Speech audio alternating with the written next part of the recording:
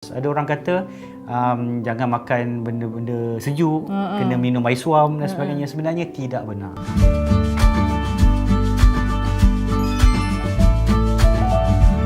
Yang pertamanya kita kena faham dan ketahui tonsil ni sebenarnya semua orang ada.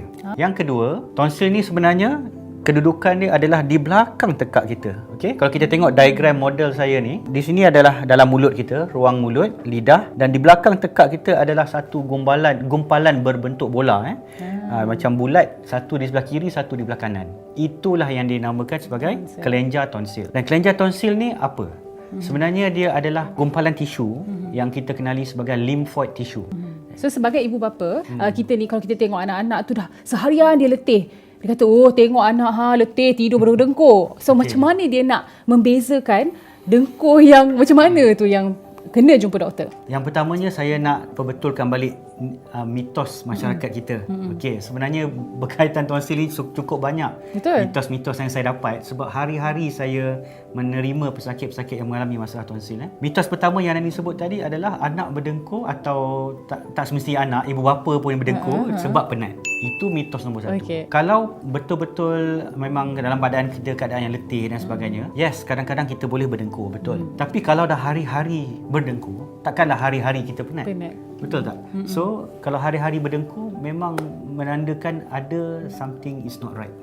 Ada gangguan atau laluan pernafasan yang sempit yang perlu diperiksa lah untuk kena pasti apa masalah dia. Ya? Mungkin doktor boleh kongsikan pesakit doktor yang paling muda sekali setakat ni yang kena melalui pembedahan tu usia berapa? Yang paling muda yang saya pernah buat adalah berusia 2 tahun. Oh, mudanya. Di mana anak ini masih sampai sekarang saya masih ingat simptom dan juga masalah yang dihadapi. Anak ni sebenarnya daripada kecil sejak umur 6 bulan atau 9 bulan dia sudah mula menunjukkan tanda-tanda ada halangan pada ruang pernafasan. Berdengkurnya cukup kuat. Okey, mulut terbuka sewaktu tidur.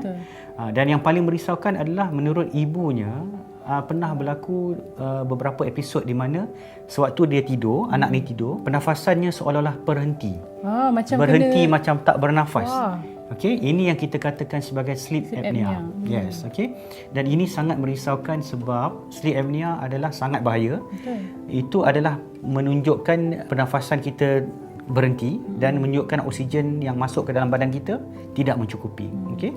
Dan lama kelamaan kesan daripada apnea ni boleh memberi kesan kepada otak, jantung, buah pinggang dan juga organ-organ utama dalam badan kita. Tonsil apabila dia dah terlalu besar, selalunya kita anggap besar ni apabila dia telah mencapai saiz 3 atau 4. Kalau saiz 1 atau 2 masih lagi okey sekiranya tidak mempunyai simptom. Alright. Apabila seseorang mengalami saiz tonsil sehingga tahap 3 atau 4 sehingga menutup ruang pernafasan dan ada juga simptom-simptom lain seperti kerap sakit dan demam, berdengkur, itu memang perlu dibedah, dirawat lah. Sebenarnya tak menjadi isu kalau dibuang. Jika dibuang tak menjadi isu dari segi antibody, dari segi ketahanan badan, malah anak-anak semakin sihat insya-Allah.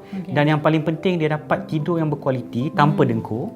Dan setengah-setengah anak-anak yang kerap sakit dan sebagainya, tiada lagi masalah kerap sakit sehingga demam. Ni lagi satu orang kata mitos jugalah kan. Orang kata kalau tonsil ni mesti ada macam-macam pantang larangnya. Tak boleh makan ni, tak boleh makan pedas. Ada betulnya ke macam mana doktor? Sebenarnya tiada pantang larang ataupun makanan yang perlu dielakkan untuk mengelakkan tonsil.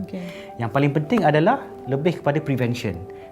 Untuk mengelakkan tonsil lebih kepada prevention, iaitu kita kena jaga kebersihan. Tapi apabila seseorang tu mendapat radang tonsil yang sedang aktif, contohnya sedang sakit dan sebagainya, ini satu lagi mitos. Ada orang kata jangan makan benda-benda sejuk, kena minum air suam dan sebagainya. Sebenarnya tidak benar. Sebab semasa tonsil kita mengalami radang, masa itulah berlaku inflammation ataupun di mana tonsil itu merah dan sakit kan. Okey. Sebenarnya benda-benda sejuk sebagai contoh tonsil, air yang sejuk dapat membantu mengecutkan bengkak semasa itu.